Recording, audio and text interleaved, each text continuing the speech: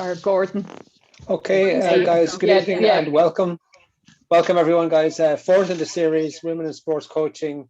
This evening, Juliette and Larissa Muldoon, guys, will talk to us about their experiences in rugby as a player, now moving into development officer roles, and all that encompasses. So I'll hand you over to Cliona. Away we go. Thanks, Gordon. Hi, everybody. Welcome to the fourth of this series, as Gordon says. And it's just amazing to even look at the people. I looked at the sports that are listening in tonight. So we have people from everything from literally from pickleball to cricket, such a wide variety. So Larissa and Juliette obviously are players of renown and coaches, really experienced coaches as well. But just because their specialism is rugby doesn't mean that whatever they tell us tonight, you know, we can carry it into all sports. So that's the great thing. Let me briefly introduce you and welcome Larissa Muldoon and Juliette of Leinster Rugby, Irish Rugby, and also most importantly as for us, professional coaches who are working across the field. Larissa has 48 caps with Ireland. She's scrum half from Donegal, not known as a rugby domain, as they said before. Herself and Nora Stapleton changed all of that. She was part of Ireland's amazing Grand Slam winning teams in 2013 and 15, and part of a very famous victory that she might talk about in a few minutes as well with the Irish senior women's team. She is the Women's Development Officer for Leinster Rugby. That's her role at the moment, but she also is coaches DCU as well for DCU's women, I think, at the moment. She'll talk about that too. Juliette hails from England, but via her dad is Stradbally, and as a Laois woman, I'm delighted that we managed to nab her. We get all the best talent and we grab them and bring them over to us. So she is a Leinster back row, has played abroad, like Juliette, has played and coached abroad as well. And her job is really interesting one. She is the Leinster Community Rugby Officer for Northwest Dublin. So her area covers, we would say, she says Dublin 7, 9, 11, but basically from Grange Gorman, if you like, in the central city up to Ballymun and Finglas. Again, what we wouldn't regard as rugby, traditional rugby areas. So it'd be really interesting to find out how she's having to change that. So welcome to both of you. Great to have you here. Larissa, you just told us you're always known as Larry. Can you tell us why you're known as Larry, please? So basically years ago, God, when I was a young one now, looking back, Fiona Coughlin, I think it was my first camp into Irish camp, and I got the call from Goose.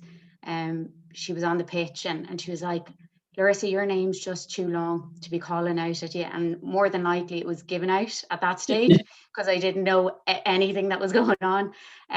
So they christened me Larry from then. God, was that 2010, looking back now, all that time ago. So from there it's just kind of stuck. So, you know, I'm kind of known as Larry within the rugby environment. So when Jules was chatting about Larry, I just kind of had to make sure that you knew. We know. So she's Jules and you're Larry. And much to your mother's disgust, you said, after giving you such a beautiful name, that Fiona Coughlin is responsible for shortening it. Yeah.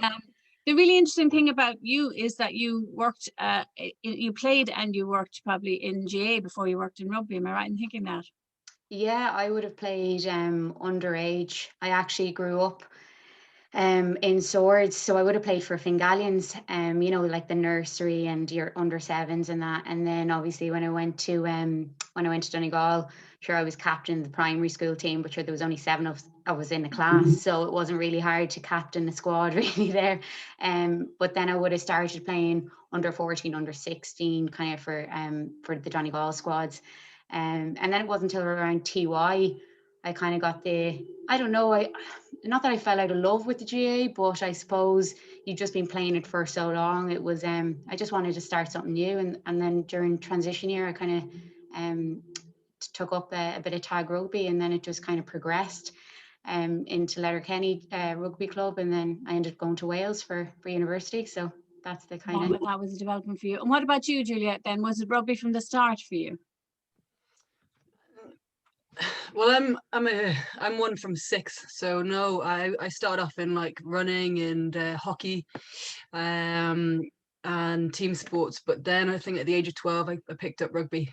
My dad was a rugby man, and my brother. So, yeah. That was your entry point. And as player, what was your finest moment? What's the moment that you look back on with the greatest joy? Oh, that's a good question, Cliona. I'd probably say getting a call up for like each team, because you never think you are going to be selected. So even getting a call up for Leinster, getting called up for Sevens, getting called up for Griggsy's team, getting called up, just you never take it as a granted thing. Even getting selected for club, I'd say. Interesting. Larissa, and you've played sevens and 15s, and probably most of your rugby for Ireland has been sevens, Juliette, hasn't it? Yeah, I would have played a bit of sevens. I think it was around 2013, just after the Grand Slam. I was fortunate enough to be involved in that World Cup team that went to Russia. I wouldn't say I'm by any means an expert at sevens, but I just love rugby in all facets and all formats of the game. So it just was giving me another excuse to hop on a plane and go play the sport that you love. And what was what's been the highlight for you? We should say you're both still Leinster teammates together, and both injured at the moment as well. Unfortunately, we'll talk about that later. What is the highlight of your career so far, Larissa? Oh, to be honest, I don't think anything would ever really compare to our Grand Slam win out in Maracuse in Italy. And I suppose, when Joy Neville won that turnover, we were just counting down the clock, really. And all I had to do, really, we had a ruck, and all I had to do was kick it out. I knew it was last play. But sure, I went for the Hail Mary. I went for nearly a contestable box kick. And looking back now, Goose nearly lost whatever strand of hair was on his head. They were looking, and it was honestly probably the longest hang time of a box kick. And sure, the ball ended up going out, thank God. But I think that day and just that moment when the whistle blew, and sure, we were covered in mud. Oh, what terrible weather! Yeah. Who was it? Somebody got so called hypothermia that night. Was it Claire Malloy? Hypothermia? Yeah. Horrendous. And would that outdo even beating the Black Ferns at the Rugby World Cup in 2014? Was when you were fourth? Yeah, I just think, even going back to kind of, the questions of our coaching philosophy, I think that team that we had in 2013, there was just a real sense of togetherness, and it was the worst conditions you could probably ever imagine. And no matter what, it was tackle after tackle. And we just, I don't know, that real sense of unity and cohesion. I'm not saying that it wasn't there for 2014, but it was just, I think, just that feeling. I don't think anything, obviously Black Ferns would be probably number 2. And then obviously a home World Cup, score my first try. But I don't know, I can't really put that feeling into words, that when the final. Isn't that interesting? Yeah, that it's about the people around you and the team, actually, rather than when you talk about this. But when players retire, I was talking to a Dublin footballer recently, and he was saying doesn't remember, it's not about the big days in Croke Park. He remembers all the fun and just the comradeship, if you like. And it's something that I'd asked you to think about, if you like, but before is your coaching philosophy. But before we go into that, maybe we'll get you both to tell us exactly what it is that you do. So Juliette, we'll start with you. Yeah, so I'm a community rugby officer for Leinster, as Cliona introduced me as. My role is to promote rugby within the non-traditional areas, which would be, again, Ballymun, Finglas, Grange Gorman, Drumcondra. So if you think of the inside of the M50 all the way to the M1, and then it's just trying to get balls into as many hands as possible, and in a fun, safe environment, really.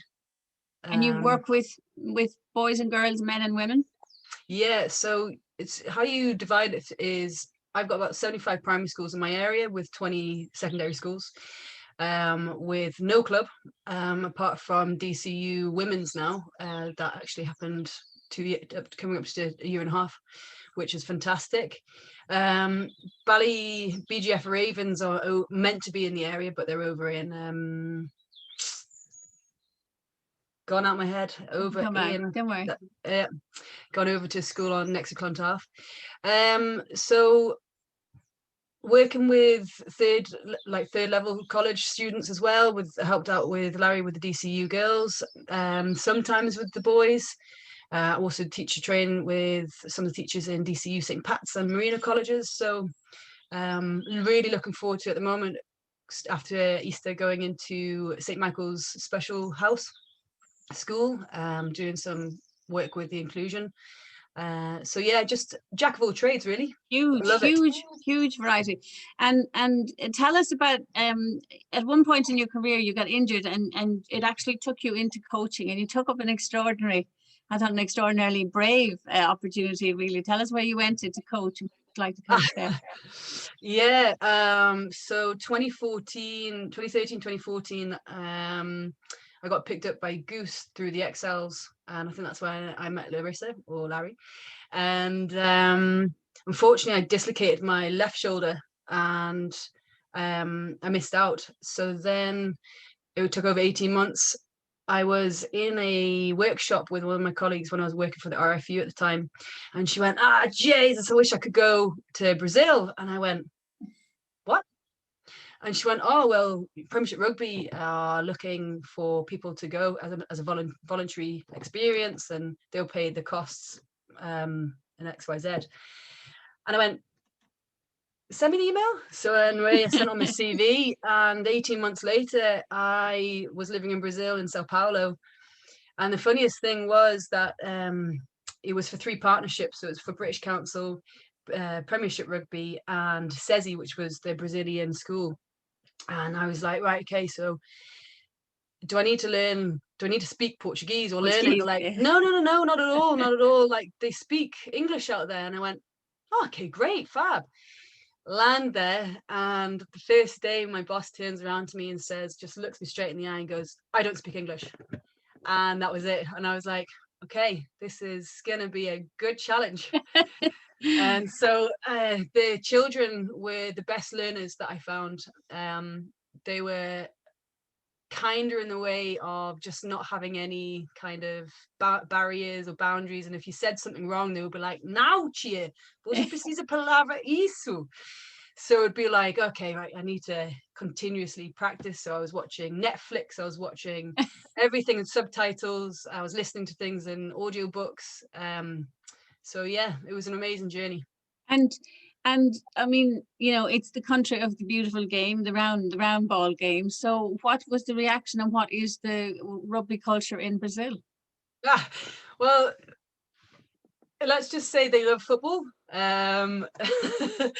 So, and especially with a person who's got white skin, blue eyes, and red hair, I would pretty much look like a devil child to them. So they had to get over that. And but when they realized that it was in the Olympics and there was a purpose, and it was for the 2016 Olympics, to make the clubs and the schools and people of the community to realize it was something that could be not just learn on the on field, but off field as well. You could take it into your home, the values of rugby. So that's what I taught them, or teach them, in their after school clubs. Right.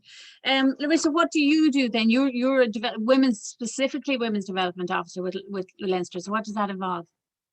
Yeah, so basically I promote and develop participation programs, but purely for the female game.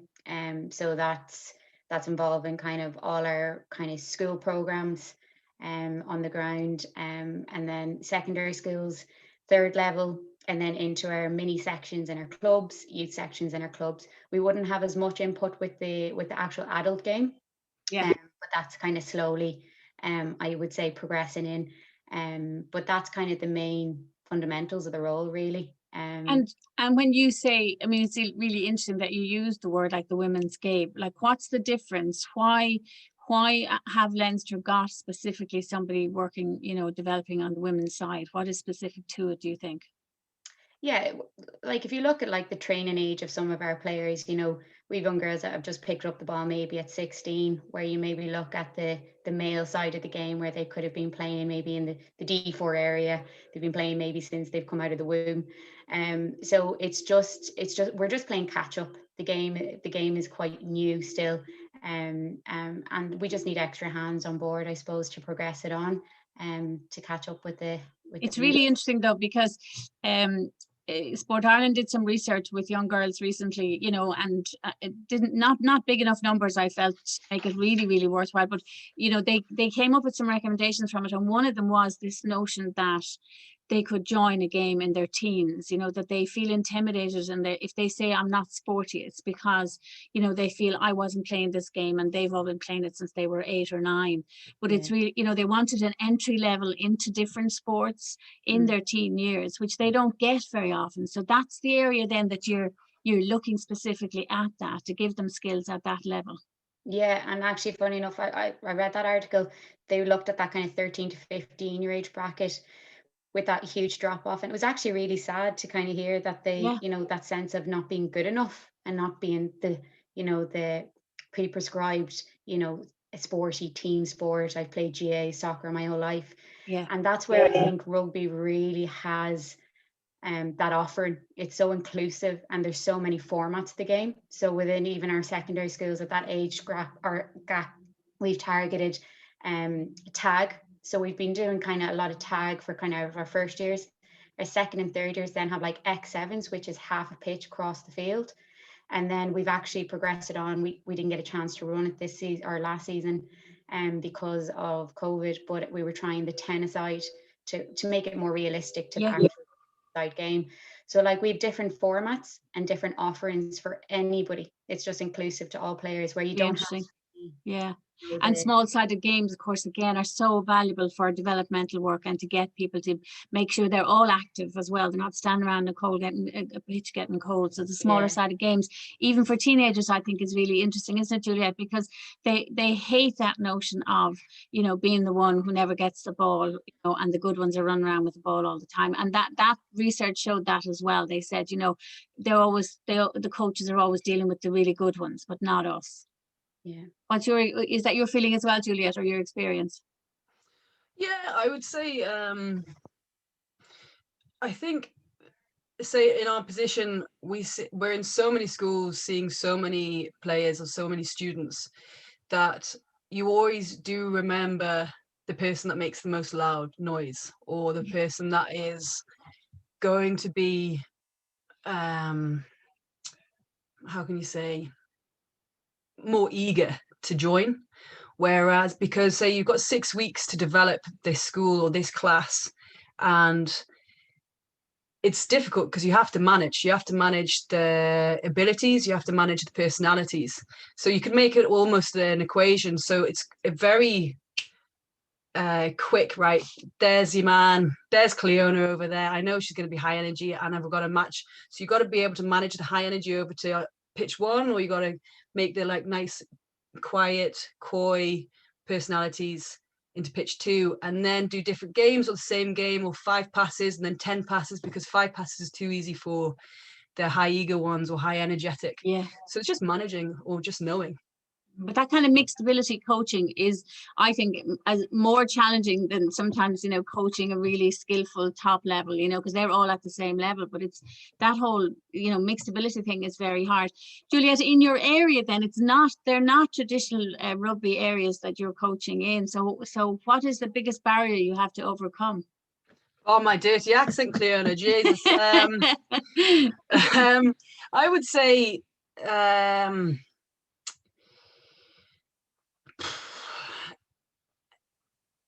territory, because let's say you're in a Ballymun area and they won't go to the nearest park because it's not their side of the park.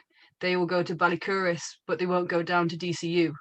Right. Or so it's kind of territorial, as well as if my buddy isn't going, I won't go. Yeah. I would find those are the top two barriers for me. Yeah, and you know, increase, all the research tells us the same thing. Dropout rate with girls is because they want sport to be sociable. So it's important if the buddies play or their friends play or whatever. I was doing a piece with a young surfer in Tramore recently for Sport Ireland, and just interviewing her, and they're in their 20, but they've started a girls program in their club, and they're saying we don't make it competitive. And we don't care, you know, whether they come every week, but what we're trying to do is get enough of them to enjoy it so much that they'll go surfing together.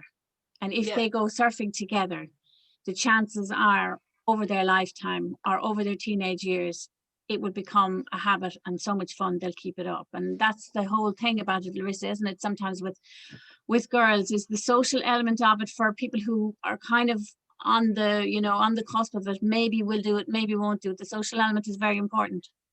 Oh yeah, absolutely. And I think it was two seasons ago we ran our first tag, kind of like metro tag tournament, but there wasn't a huge emphasis on winning. It was more gathering these kind of developmental schools, you know, that predominantly would never have had rugby in their schools, and they were just out and we were all on the pitch, and just the crack was mighty, and the teachers got into it. And yes, there was a bit of competition involved in that, but it had that, you know, purely social element. There was music playing. It was kind of like that festival approach. And I just think, you know, rugby can be really, yes, we can have our main kind of high performance end as well, but within our schools and within our clubs, it is very much social, and the stuff that you do off the pitch is nearly more important than what you do on the pitch.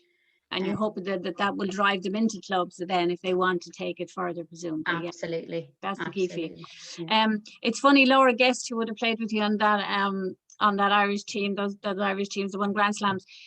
Interestingly enough, Munster women have an all-female coaching team, and Laura Guest was the head coach there. And I remember interviewing her a couple of years ago, and I said to her, are women and girls different to coach than men? Because she coaches both, and she coaches in her school. She coaches the boys' senior cup team, and she said, and I kind of concur with her, but I don't know whether you do. She said, if you tell a group of boys to go through a wall, they'll go through it, and then they'll come out the other side. If you tell girls, they can often say, why do we want to go through the wall? Is there another way around the wall? And what are we going to do when we get to the other side of the wall? In other words, that when you're coaching girls and women, sometimes they ask harder questions of a coach. And do you find that, and do you coach people differently, Larissa? Yeah, I would definitely say they're more inquisitive, but it challenges us as coaches, I think, because we have to give them the why and the how and the where. So I definitely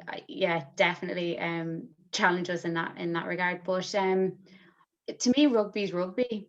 I wouldn't really, yeah, they may be more inquisitive, but I know there's male players out there that are equally, you know, quite similar. So, you know, to me, rugby is rugby. The way you kind of deliver yourself, and maybe you approach situations, and maybe tactics or certain set plays or whatever. I don't think it really changes. It's how you create a culture and an environment that, you know, these players feel at ease, you know, to make mistakes and to learn. And, you know, I don't know, I think it always goes back to, you know, if they have that respect, and it's both ways. I think you've got a winning or experiment or whatever. But yeah, to me, I don't really like to differentiate. Yeah, I've worked with DCU, and I've worked with the under 18 Metro development team. So in Leinster, they're split into 5 areas. So at under 18, these girls go into Donnybrook and they train on a Monday night, S&C, and then on pitch. So it's kind of like semi-professional, really, the facilities and the coaching that they get. But overall, I think, you know, if your coaching philosophy is set and you're trying to create an environment of fun and enjoyment and make mistakes and learn, then nothing really changes. And what about you, Juliette? Do you have a strong kind of coaching philosophy like that as well, or is there one thing that you always look to do? I would agree with what Larry just said. It's not about the gender. It's not about males or females. It's just about your philosophy and how you coach, because rugby is rugby. Everyone can understand it in the way that you coach it. For me, my coaching philosophy is my values. And again, Larry here and myself were having this chat earlier, and I said, you've got to really, for me, this is my belief, you really have to understand yourself to create your philosophy, because otherwise you could just chop and change to different teams,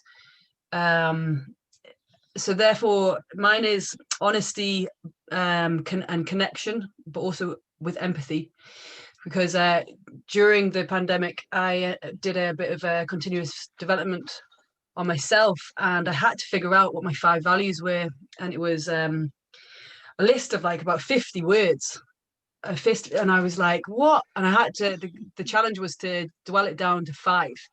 I was like, I could tick all of them, but the 5 of them were honesty, fairness, belonging, honesty, and I always forget Empathy this was one you said there, empathy. Yeah. So if you are able to find out what you believe in, or what your marks or traits are, then you can definitely create your philosophy around that. Hopefully that answers your question. Yeah, no, I think you do have to decide yourself what are your priorities. I think this has come up time and time with this, with talking to coaches. It's like we have to figure out what is it we want, what's our kind of core thing to be always doing, no matter what age they are, no matter what gender they are. It's about what we decide on that element. We have a question already from Agnes Keane, and from Scary's Rugby actually, and she says, how do you keep people motivated? If you, like I saw you, Larissa, I think once say that you almost gave up, at 16. You were one of those kids. It's hard for me to believe that was like, oh, I could take it or leave it at 16. Maybe you had too much. That happens sometimes when you're talented. So how do you keep people motivated, maybe in your teams, or even also as fellow coaches or developing coaches? Yeah, I'll just actually answer you on the why I nearly dropped out. Yeah. So I think everybody's probably traditionally played at GA, and I'll be brutally honest, I hit kind of under 16s, and I think it was under 16s, and my coach came up to me and was brutally honest now, and I mean was like turned around and was like, you're not going to be in the squad, you're not fit enough. And I think that just really hit me as a player. Like, I was about 15, I didn't tell my mum, didn't tell my dad. I just picked up my boots, and from then on, I remember going down to the local GA club, McCool's there, it's the county pitch in Balfay, and I just started running laps. And I think my parents were like, what is going on? But like, that really sat with me, that I don't know if I just kind of hit a brick wall and I just wasn't really motivated, but there's something triggered me then to be like, get your boots on, get out there and get running, I suppose. So that was I think I just kind of hit a brick wall then, but then obviously I got fit and I plowed on and everything. But something like that, and I think it's quite crucial for us as coaches, how we relay that information to our players and how it can affect our players. I could have very easily went the other way. Yeah, absolutely. A less competitive player could have gone entirely the other way and said, they don't think I'm good enough, I'm never going to I'm never going to change their mind. For you just got out in the field and ran it. And it's a really, in that piece of research, people will be interested to know if they haven't seen it, that piece of research that Sport Ireland did, they came up with kind of 8 suggestions, that the girls kind of brought forward as the things that would help them. And one of them was no judgment. They struggled with the harsh judgments in their teenage years. They find that difficult to deal with. And the second thing, which I thought this is a brilliant way to put this, they said, instead of framing achievement as winning, as coaches, you need to reframe achievement in moments of pride. And I think that's very interesting. So you can give players moments of pride, Juliette, and it doesn't have to be that they're winning. And I just think that's really interesting, isn't it, for people who might be on that cusp, or even the same thing with people that maybe you're trying to attract women into coaching and keep them in coaching, that notion of creating moments of pride as opposed to having to win everything. Yeah. Does that resonate with you? It does. Yeah, it does. Absolutely. I think everyone looks for peer appreciation or validation. And I think even the small wins of saying someone caught a ball and you say that was a great catch, well done, Larissa, or Cliona, wow, you're in great space. Those tiny little words, or not even 3 words, well done, Cliona, is going to have a huge impact, because it's going to give them empowerment and a boost of confidence, because it's she's acknowledged me, but also she's validating me. Yeah, and it's a really interesting area. I think this notion of, we worry about sport being too competitive, and girls saying, oh, there's a point where it got too competitive and they were all really good and I couldn't keep up with them at that stage and I wanted to get out. But I think sometimes if you think about that notion of reframing achievement and creating moments of pride for them, that one might have a huge factor for them. Do you think you have to have played to be a good coach, or have played at a high level to be a good coach, Juliette, or do you think being a player is a huge factor? I would say, if you played the game, you're going to understand the game in a very technical way. But and if you want to go far, obviously playing at high level gives you an advantage. Yes, I do believe that. To be a good coach, do you need to play? I would say no, because it's all about being a people person and being able to manage people, as I said earlier. I don't know if Larry agrees or disagrees. Yeah, Larissa? Yeah. You're just freezing on us there at the moment. We'll just give it a minute to see do you come back. I think that's her way of copping out and saying, Larissa, you froze on, so we're going to give it a minute, and if you don't unfreeze, we'll get you back in. We might do that with you. We'll see what happens with it, Juliette. It's all going to be on your shoulders now. I was asking earlier, like most sports have a coaching pathway where you start, at underage level. I mean, are there 4 or 5 levels in rugby where you have to go through it? Well, so for example, if you take our coaching courses, we have we have children's, youths, and then adults. So that's from the minis would be from under 12s, and then you go on from the youths, which is up to 18s, so from 13 to 18s, and then adults, which is from 18 onwards. And if you wanted to learn to coach then up to the youth level, how long would that take you to do? Listen, that would be knowledge for the coach player development officer. Right. Okay. With that, because our areas are communities, rugby officer. Not but it specific, would, yeah.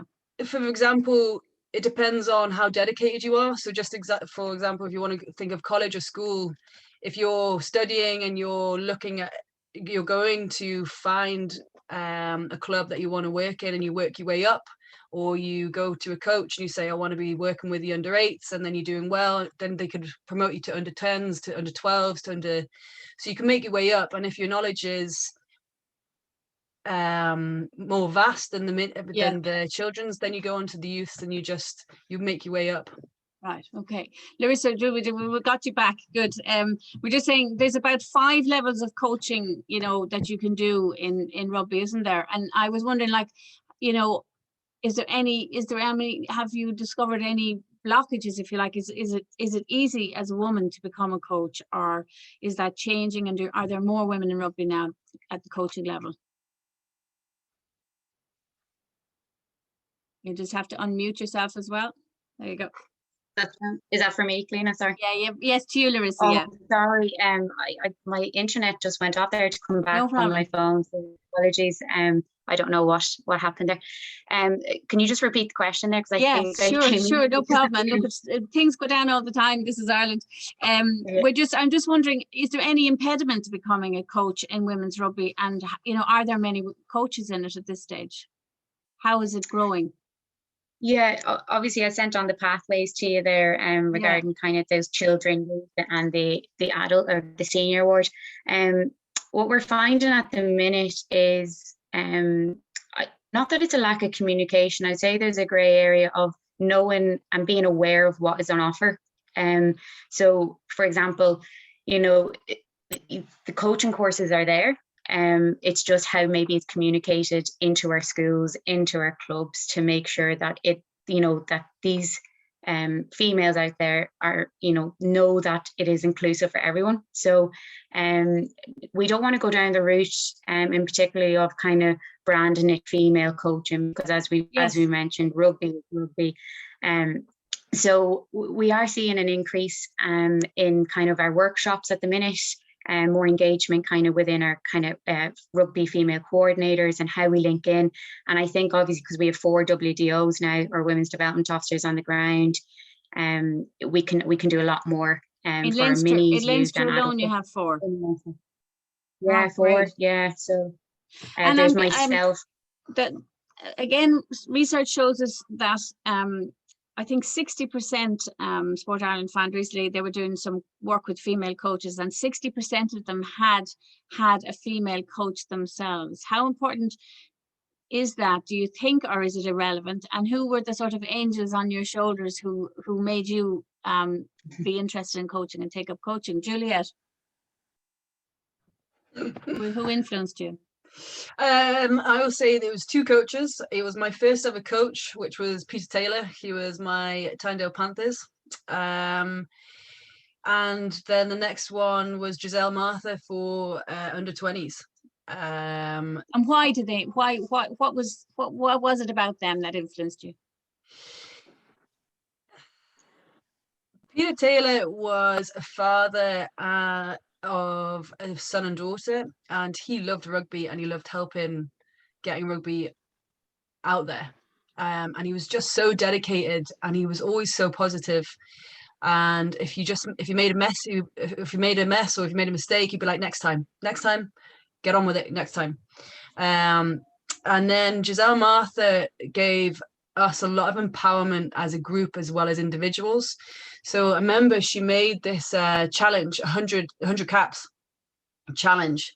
So it was 100 days, and every day you had to go and do a challenge, and then you'd have to either post it or you'd have to, I think it was on Sports Plan or something. This is a good 2006, 2007. And like even the challenges, I still remember it. She'd be like, you have to go and run a 5K without any music on. And I was like, that'll be easy. But on that run, I was 16, I think, 17. And I was like, she was like, you have to listen to your thoughts. You have to listen to how your body feels. You have to know who you are in this, under this pressure. And I'll never forget it, because even now when I train with music, I'm like, I'm taking the easy way out. Interesting. So really challenged you. I mean, wasn't afraid to challenge 16-year-olds and really throw down challenges to you, because I think sometimes too we're afraid to, you have to know your athletes well enough to know that you can challenge them, and that's interesting. I would say so, but it's also down to the onus. Like obviously when there is people in your team that sometimes lie or are dishonest with themselves, and they say that they've done it when they haven't done it. So it's kind of whittling down or trimming off the fat, if you want to put it that way. But it's also testing your own kind of values. But it was the way that she explained it was never you have to do it. It's if you want your 100 caps, this is the challenge. Like, I challenge you. It was never a negative phrase. It was always, can you do it? Yes. So yeah, that was the most important. The way the wording, again, what Larissa is saying, is what you say, and how you say it. What kind of emotion you have in those words. And not being judgmental, but challenging at the same time, saying, if you want it, here it is for you. It's up to you to go take it. Exactly. And Larissa, what about you then? Who were the coaches that influenced you, and why? Well, I would say that coach that had that very honest conversation with me, that was obviously GAA, but what a passionate man, Kenny Griffin. Like he lived and breathed GAA, and I think we have to respect, there's so many volunteers out there in the ground that do the exact same, and they give so much time. Like he gave his life to the GAA, and it's not easy having those conversations with players.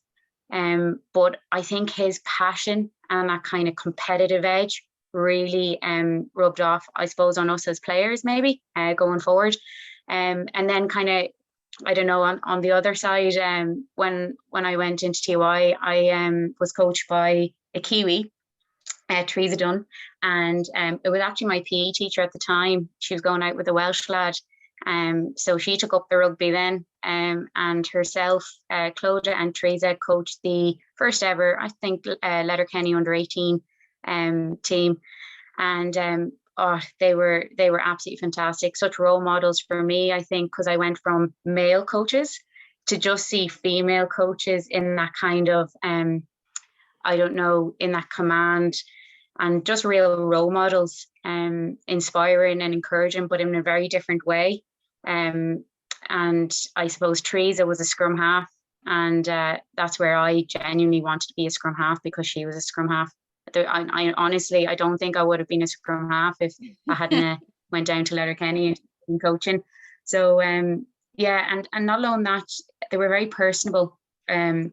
Teresa's family, and I don't know if it's a Kiwi thing, you know, we would have been down, we would have been all over in the big barbecues in their houses, and you know, it was just, I suppose that that people skills and that empathy was really there, and with that just sense of, I think we had a real tight group back then at that under 18, so it was really really nice kind of looking back, I suppose. So yeah, they would have been my two at a young age, and then going to college, I had a female coach as well. So.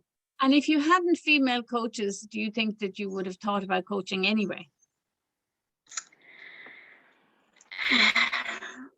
I probably, to me, being able to see it, I felt that maybe one day I could potentially do that. So yes, I do think it had a positive effect on me. I think overall, and I think, remember, you asked me during the week there last week, did I ever think I was going to go into coaching? No, it's something I suppose I just kind of fell into, I suppose. But I suppose in my head, I always wanted to do teaching, PE teaching, and coaching just kind of, I suppose, it's very large similarities, I suppose, to the two. But and did you do a teaching degree? Yeah, I did sports and development. Yeah. And Juliette, your background wasn't teaching either, sure wasn't, or was it? No, mine was can't even remember, it was that long ago. It was applied sports science and outdoor adventures. Yeah. So yeah, it's funny. Yeah, I mean, I'm an ex-PE teacher, so I do say I think PE teachers, sometimes they have more time with students away from the classroom situation as well, which allows them to build relationships. But it is funny how you do meet so many people, whether it's from MoFar or whatever, you know, at the elite level, who can still remember who those coaches were. And sometimes they do happen to be just by accident, they happen to be PE teachers. It is interesting. There's some initiatives that Leinster have that caught my eye, and I wanted to ask you about them. Larissa, there's one to do with particularly with girls. Yeah. So is it the tag for every mum that you were asking about? Was that the initiative? Was it the Women's Wednesday initiative? Was that one? Yeah, I'll just find you back in there. She's got it again. There we go.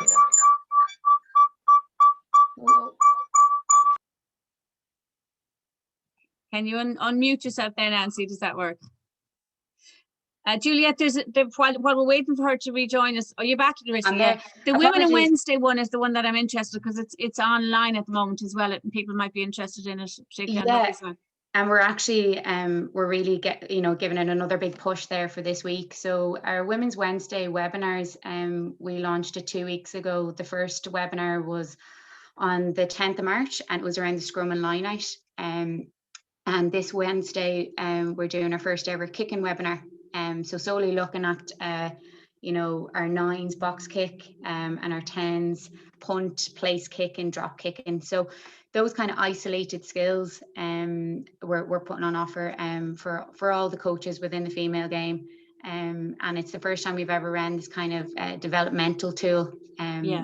Unfortunately, it's online, but it's just what we have to do. Well, look, everything's online at the moment, but it's something people might be interested in. And you doing it because you found that coaches asked you. They wanted you specifically to give them more skills on the technical areas of the sport of the game, and it is a technical sport. And Juliette, there's something else happening in Leinster in terms of there's an inclusivity committee there as well. What factor or what part can that play, do you think, in helping more women maybe even to get into coaching?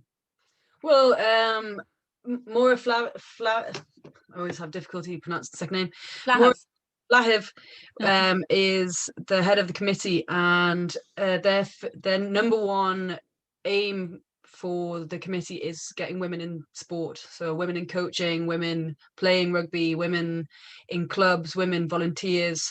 So they're going to be starting an initiative in the next couple of months to support how can they increase the involvement for women.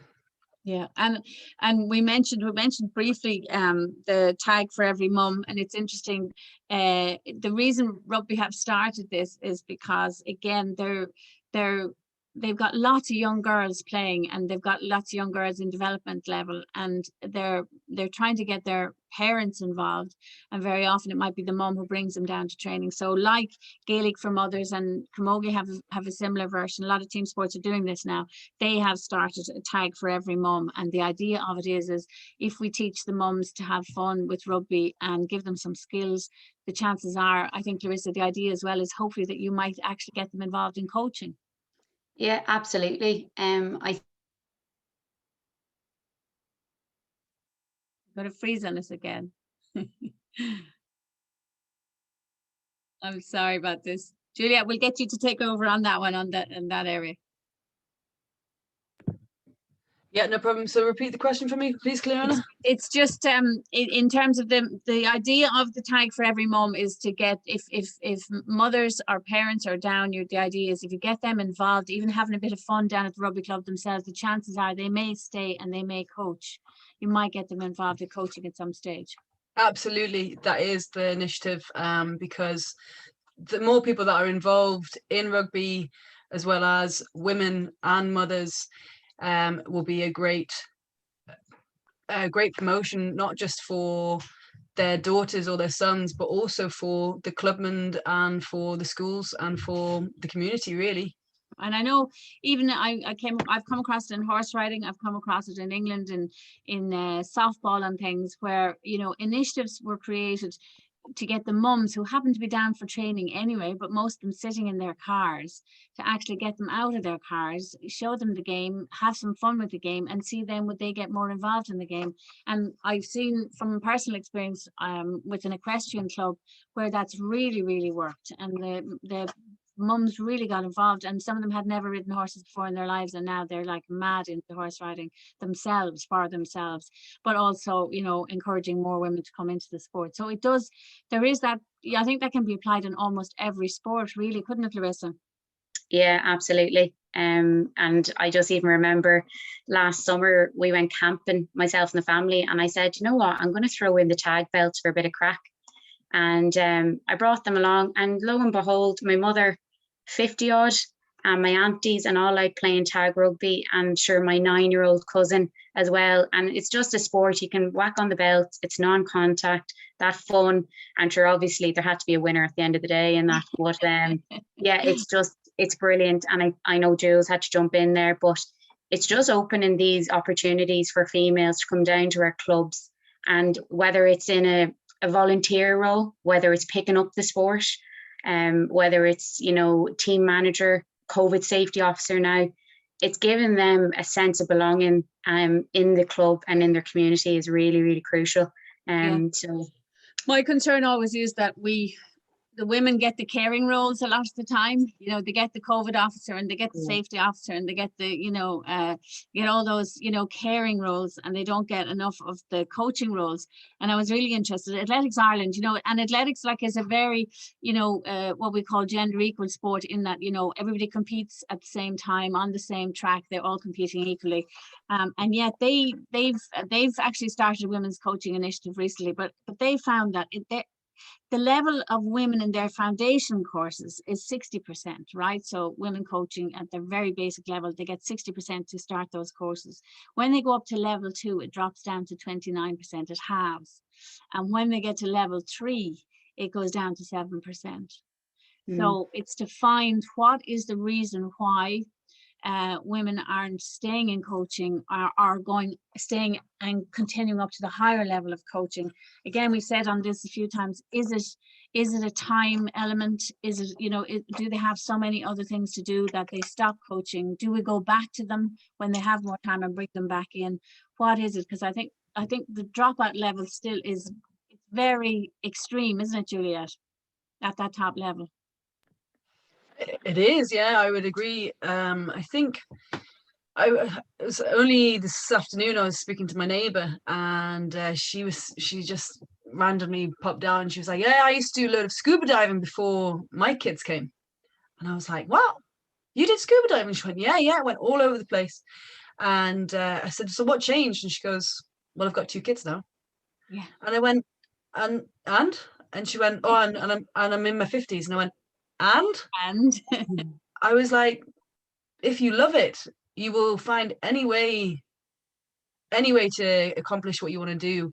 And I think that's what it comes down to. It's either you're, again, from a personal point of view, it's either the love disintegrates or something else, you find another love. I think that's what it comes down to. Yeah, but I think as well, it's up to clubs and organizations to find ways to help women back into it if it was their love and then something got in the way, whether it was work or family or, you know, long-term commitments or whatever. I mean, even in COVID, we see women are doing most of the work still in the homes. They're the ones, you know, all the statistics are showing us that they're carrying a heavier load maybe, but, you know, to encourage them to still find that time for themselves and get back to that love. So maybe the tag for every woman, for every mum might bring some people back in. That would be brilliant as well. There's loads there, I think, for people to think about, and it's interesting because it's a relatively new sport. Do you get people worried about injuries? Because there are some sports that I've come across and I've heard people say, oh, it's too dangerous for girls. Does that ever crop up, Larissa? Oh yeah, it does. And even in our schools and that, there still are those barriers and you know, the stereotypes, you know, of the contact sport and the male dominant sport and that. But how do you get around that? I think we're doing a lot of work on at the moment in relation to our participation programs and workshops. We have a workshop around Tackle Smart, how to integrate that into our sessions and how to make all our sessions safe. A safe, nurturing environment for our players. So there's so much work going on behind the scenes, even with our coach development officers. And you know, there's numerous workshops around core 4, catch, pass, tackle, and that. So you know, there are a large amount of workshops and courses on offer in order to rectify any of that. And we have do parental evenings as well, where we're very open about the information and about concussion and any questions that they want to query and that. I think the more open we are and honest, it's more progressive for the game, really. Julia, what do you like most about coaching? What gives you the joy? Straight away, it's when you are coaching and the light bulb you see within the child or the person, and you just see their eyes lighten, and they're like, the penny drops, and they're like, I get it, I've got it. And then they just love it, and the smile comes on their face, and they're like, right, let's go 500 times, because they understand it. That's what I love the most. Yeah. And what about you, Larissa? Yeah, I would have to say, that light bulb moment. But seeing a player just develop and, you know, I think, you know, when they come up to you and they're like, I did this in the match and I did this, and, you know, can you come to our matches? And, you know, they just, they're just so proud, and seeing that, you know, them obviously relaying all that information to you, it makes, I suppose, myself and other coaches equally proud. But yeah, I think seeing that delight in the players and that sense of development, and, you know, they've improved, or they've picked up something that they didn't know before. And before we finish up, one I think that often crops up for people is like, how do you deal with parents who aren't happy with your coaching or think the team should be doing better, and you know query what you do with them? And do you get that, Larissa? Yeah, and that's where I think those parental open nights, or at the beginning of the season, you as a coach sit down with the parents and go through kind of your philosophy. Why are you there? Kind of your standards, expectations. Are they willing to help out? And just not laying down the law. I think you know, empowering them to get equally involved, but not too involved either, because it can go one way. but yeah, having those evenings, and as I said, knowing kind of where you stand within the club and within your players, I think it's really important.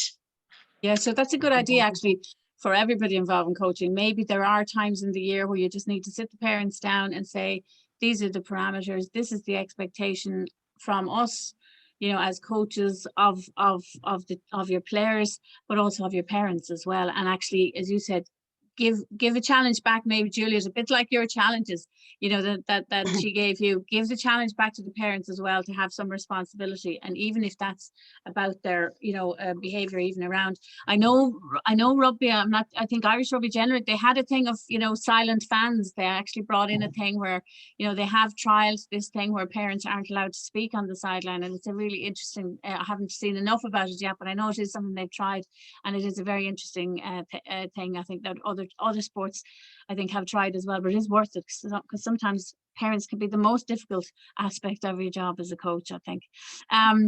Thanks so much, you both, for your time tonight. Sorry about all the freezing. We'll blame that on whatever the providers are.